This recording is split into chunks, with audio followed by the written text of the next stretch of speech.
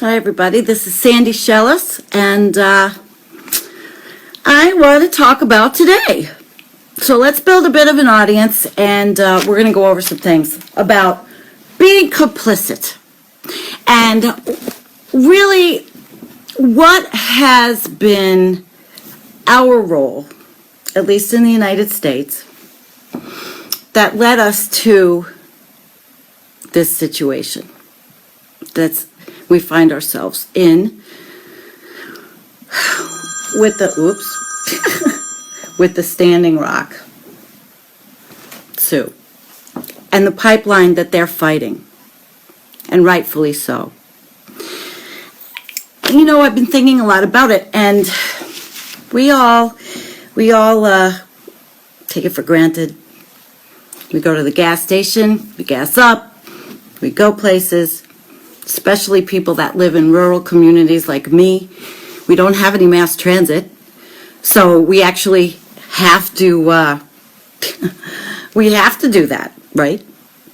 If I want to ride a bicycle to the store, first of all, I'm in not the shape to do that, and it's about 10 miles to the store and 10 miles back, and that's a crappy little store. So I need to have gas.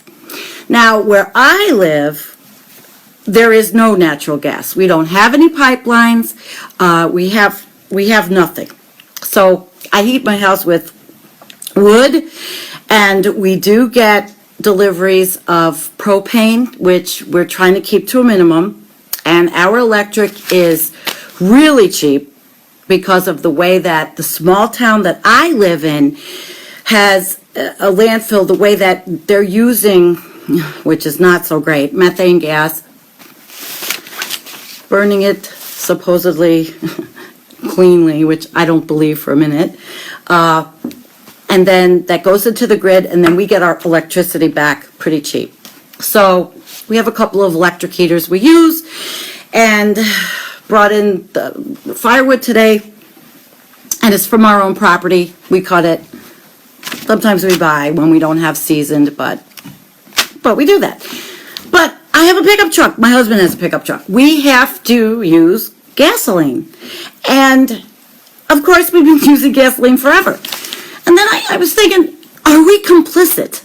Is it really our fault? Do we have, is there a reason why this pipeline now has ended up in a place where it can actually ruin the water?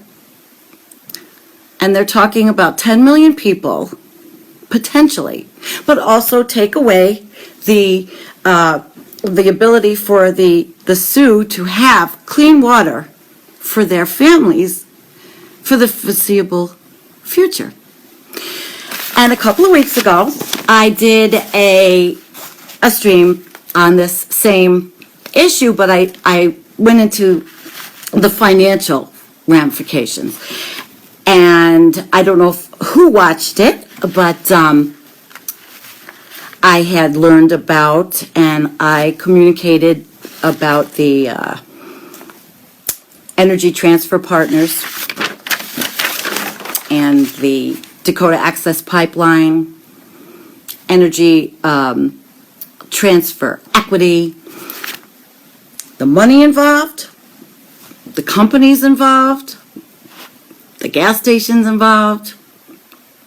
And I told you guys that if you were lucky enough to have any investments, and you're lucky enough that you have maybe a 401k, that you really need to look at what that is invested in, where is your money, and make sure that you're not invested in any fossil fuel industry at all. So we talked about that, and just to go over, we talked about the thousands and thousands of miles of pipeline that are all over this country.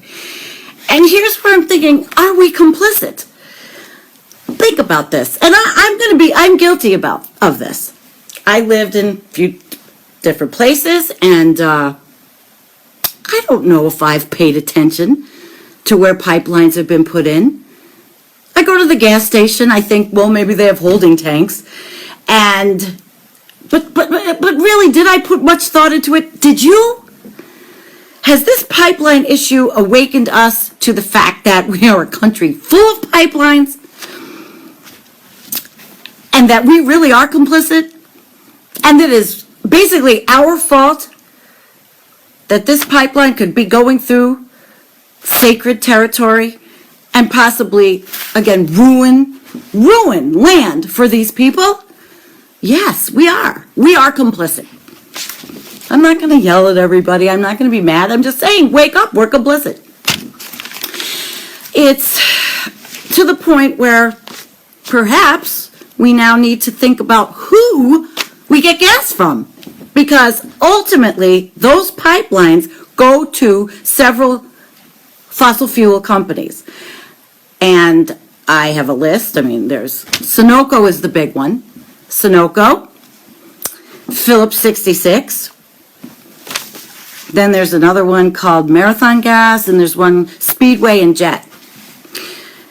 Perhaps we call for a boycott initially. We call for a boycott and we say, we're not going to go to these gas stations because this particular pipeline, this particular energy transfer partners are working with Sunoco and Phillips 66 for pure profit. So when we go and we fill up, we're complicit. Because this gas is going through pipelines that are under the ground everywhere, that on a daily basis we probably never used to think about unless we were pretty environmentally active. And there's a lot of us that haven't been. Now, I've always been somewhat of a green type of person, but I really did not think on a daily basis about these pipelines and the leakage. And I would see things on the news, but of course we now know the news doesn't cover what we need to have covered. We don't see it. We're the citizens media. We have people from Real Progressives that are out there that have shown us what's going on. The arrests, the terrible treatment of the people that are being arrested. Disconcerting, horrible, and it's caused me some sleepless nights, especially since I did my research initially, and I realized how asleep I was. Oh, it's great. I eat my house with wood, and I'm cool, and we get our own food, we hunt, and we grow, and we do all that stuff, but I'm putting gas in my truck, and I am using these gas stations. There we go. So, by virtue of the fact that we do that, we've helped the pipelines, like the Bakken pipeline and the, the Marin-Bakken pipeline up there, be created. If there was not the need and there wasn't the demand, well, perhaps things could change. So today my research involves a company, it's a nonprofit, called Citizens Climate Lobby. But before I get into that, I just want to talk a little bit more about what we can do and sort of what's been going on a little in the country. I did learn that in April, in Massachusetts, a pipeline actually was defeated, the Kinder Morgan pipeline. Yay for Massachusetts. I'm really happy about that. Did I know about it? No. How many of you did? Did you know? Unless you lived in Massachusetts, perhaps. I didn't know. And that's a good thing. So, with activism and with involvement, we actually can make a difference in having these pipelines stopped. But we have to go farther on a daily basis. We have to think about every time we gas up, do we need to go someplace? Can we consolidate our trips? Can we use alternate types of transportation? Can we walk? Those of you that live in cities, pipelines all the way underneath those cities, it's just a given. But you've got more access to things. And so that's a good thing. It's a really good thing. Here, today, I sat and decided that even though sometimes I don't leave the house for a few days, I am going to make a concerted effort to only go out when I have to use my pickup truck when I need to go get wood, or when I need to go to the doctor's, which lately has been a little bit more than I would like. And I'm going to even track myself about how often I gas up and how much I spend and where I go. And you can bet I'm boycotting Sunoco. But basically, it really doesn't matter. You can boycott, but they're all ultimately complicit because they all have pipeline connections all over the country. Now, there's something going on in Pennsylvania, too. And Pennsylvania, recently, there's 300 miles of pipeline that Sunoco wants to lay. And it was Sunoco Logistics. And there were supposed to be erosion and sedimentation control permits by the Department of Environmental Protection. And the things I read were disconcerting, to say the least. Like always, there's always the crooked politicians. There's always those that don't care. They want to line their pocket. I'm not going into names here. I'm just saying that there was a public commenting process about that particular pipeline. And it was really kind of incomplete, and people were saying, well, how can we comment on what we don't know or what we haven't seen? But the Department of Environmental Protection said, they've gone through their permitting process. Now, I don't think this particular pipeline is happening yet, or has been approved totally, but I don't hear about anybody in Pennsylvania fighting this. And I know that Pennsylvania being a state right next to mine, there are problems, and we have been paying attention to where the fracked water from Pennsylvania is going, because New York State, thank you God, is a banned fracking state, and but they need to get rid of the water in Pennsylvania, and I've heard things. Haven't had enough time to research everything I'd like to, because, I'm a real progressive. You can only do so many things, and I'm working on an organization to try to build it so that we can do things like that, like this, and bring you information. But anyway, I digress. Let's go back. Public comments. Susan says that the public commenting process always is scheduled after all the plans are made. Okay, maybe they're supposed to. I don't know the whole thing. I'm just here talking about it to get you to think about this. Look at your own states. See what's going on. These things are very often in the newspapers where nobody looks. In the back, where it's very small type, and they ask for public comment. And the news is not always on this, because they don't have there's no profit for them to talk about this. They're supported by by the politicians, or not supported by, but the politicians have, in their best interest is not to publicize these on the local news channels unless there's a problem. So that's kind of how we got to North Dakota, to Standing Rock. Us. So now we're going to go on and talked a little bit about Pennsylvania, but I want to tell you about this, and probably a lot of you know about this carbon fee. And there's a couple of organizations I looked at, but one that really interests me, I didn't know anything about. I mean, I knew about, the UN. I knew about our 169 specific targets and targeting the global financial sector. I mean, I know things like that, but I didn't know this the Citizens Climate Lobby existed. And they do have a website. And what they talk about is basically shrinking the demand for fossil fuels, in every kind of fossil fuel. And it's a fee. It's not a tax, it's a fee. And this fee would create a carbon fee. It would create a trust fund. And the carbon fees on the greenhouse gases would be an effective and fair way to transition to a domestic energy economy, which is, it would stimulate investment in alternative energy technologies, because this fee would be on fossil fuels where they enter. Oh, wow. Kim just said, oh my, the DAP is on my news station in Washington, a whole 2 minutes worth. My gosh.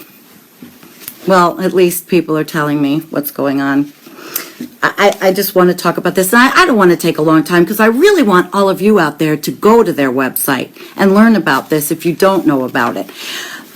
And what they're talking about in stimulating investment in green and alternative energies, which is what I really want to see happen, and that's what I was talking about in my last stream about this, is that equal monthly per person dividends would go for families from these fees paid to households while transitioning through to different mechanisms of green energy, like solar and hybrid cars and Energy Star and efficient buildings and light emitting diodes, LEDs, and of course, we recycle, but more recycling, more incentives for recycling, like I do. And I talk about this. I talked about it last time. I don't have garbage pickup, so I recycle every single thing I can, load it all up, and I go to the dump.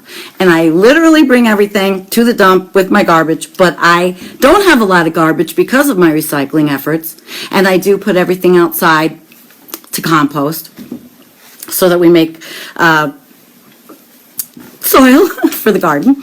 But so I think it's an interesting idea, this carbon-free trust fund. And forgive me if people already know about it. Maybe there's some comments that you guys could make to help me, where I may not have all of the information.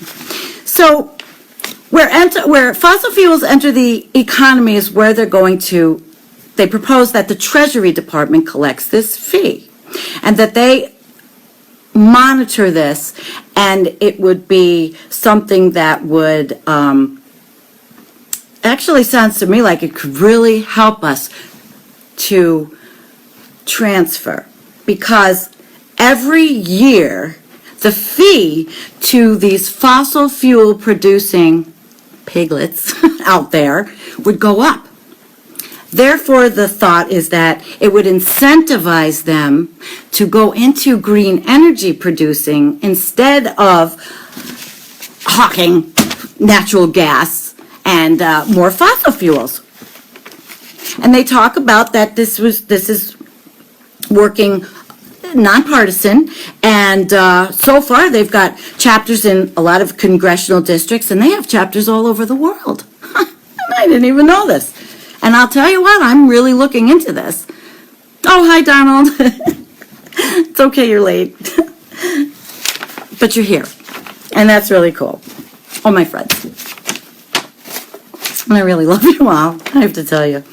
My life is like infinitely better because of all of you. So anyway, here we go. I'll give you an example. Philadelphia, there is a population of 1.5 million people, and this would create municipal resolutions calling for this carbon fee and dividend. And but it takes motivated politicians. And believe it or not, I didn't write the gentleman's name down, but there was a Republican congressman that has spearheaded and partnered with this Citizens Climate Lobby. And that was a surprise to me. But it really is nonpartisan. The people that are involved in this were Democrats and Republicans. And, of course, they don't show the Green Party yet. We know that's going to happen, right? Yes. So the target is to reduce the emissions by about 52% in 20 years as we transition. And I know that Jill has a green, the Green New Deal, which I am all for, and I know that you are all for, because it's that's why we're green. That's why we're going green. That's why we're Dem exiting, because we learned about all of the crooks and the liars and the thieves and the greed. The greed that is out there is just, it's unbelievable. Unbelievable. And we have to make these kinds of energy solutions more affordable. And that's what this whole thing is about. They're having a Citizens Climate Education Day in Washington, D.C., November 14th and 15th. It's the 3rd annual. That's cool, right? 3rd annual. And they also do climate advocate training for people that want to lobby. Unfortunately, you have to lobby, but there's good lobbying too. That means, and I've done this before, I've lobbied, where you're in D.C. and you go to your congressional office or your senator's office and you try to get some time to talk to these politicians about these grassroots types of things so that they actually wake up and hear what their constituents are saying, if that's possible. And I really like this. I do. They're talking about national policies, but at a local basis. And I think really it would, I think it could work. And to avoid companies leaving for places that may not be so involved in this, there would be a carbon fee equivalent tariff. Now, I'm not going to go in a lot on that, because what I'm hoping is when I open the door that you all go and look up Citizens Climate Lobby yourself and learn about it and possibly become interested, depending on what the urgency is. Like, to me, and there's a big urgency here. We have so many issues. We do. November 9th, they're all going to be here regardless of who wins. But they're all going to be here. Climate is a huge one. Without a good climate, we're gone. But war is the second. Maybe war is the biggest one. Russia. And you know that Arn's been talking about this a lot. So I don't really have to cover this because Arn is covering it. But there are 355 active chapters. And I was shocked. And the cities that are involved. Where have I been? I really don't know sometimes. I really don't know where I was. I like to think I was so involved. And don't you like to think that you guys are involved? Don't you like to think that? And then you realize how you weren't, or how little you knew. And then we learn about what's going on in North Dakota, and we want to go and we want to help because it's so wrong. So here we are. Let's afford our energy during the transition. Let's push for this. Make sure that this is something that is really a positive for us to advocate for. I just came upon it. Does anybody know anything about this? I don't see anybody, but maybe that's why we have to look into this. And then perhaps my next stream will be, we come back, we meet again, and we discuss what we found out, or go on to the next thing involved in how to get to be a part of this, which I really hope will happen, because I like it. So, carbon fees, stimulate investment in alternative energy technologies. The business incentive is that they don't want to keep paying more and more every year, so maybe they won't want to develop all those fossil fuels. They won't want to shale frack. This is going to be a hard road. And we know that money and greed, money speaks, money talks. So if the price of these fuels goes up and up and up to use, could it be an incentive? What do you think, guys? Do you think? And I really want to know what the Green Party has to say about this, so that's going to be something. I didn't have enough time today to get to where I wanted to be, but I really wanted to go on tonight. Because, quite frankly, I'm supposed to have a schedule of Tuesday and Thursday nights to come on and talk to everybody. And I haven't been. And it's just been personal things, and I haven't been feeling well. But I, realize that I'm never feeling 100%. So I really need to do this because it's important. And I like researching, and I like to find this stuff. So we've gone over this, and how would you feel if your family received an equal monthly per person dividend or rebate for your household, and that over time that would help you transition so you could afford the solar panels, which I would really like to get on my house, by the way. But right now it's not cost efficient because I pay $27 to $30 a month for electric right now anyway. However, we do plan on that. My husband is a roofer cider, and I know that he can do all this, or he was anyway. What's this going on? So, without taking too much more time, we've been complicit.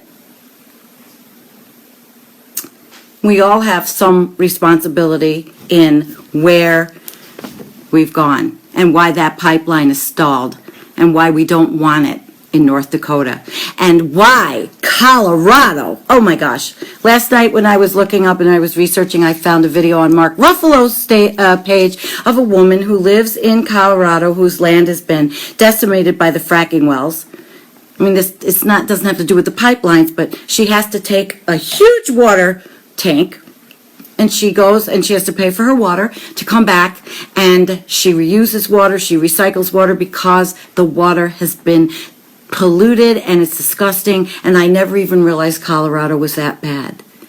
There was a time I wanted to move to Colorado before we came to the southern tier in western New York, which, people might say things about New York, but I'm damn lucky I live here. I'm damn lucky. We have fracking banned. Maybe it's a little more expensive tax-wise, but I think that I'm very lucky. We have a lot of beautiful farmland. We have a lot of beautiful land, and it's just, I'm a very grateful person to have what I have, and I know this. So, next time we meet, hopefully, everybody that's been on this and everybody that watches will learn about the Citizens Climate Lobby and perhaps some more things that can contribute to this. And maybe we'll have a green president. Wouldn't that be something? And even if we don't, we want to get that 5%. And on November 9th, we're going to still fight even harder. Even harder. So thank you for watching. I've made it short and sweet, given you what you need. Now you take over. But you got to realize we have been complicit, and it is our responsibility and somewhat our fault. But we're going to fix this going forward. And thank you, Kim and Susan and Mary. Thank you for watching. And I will see you next week. Thank you. Peace.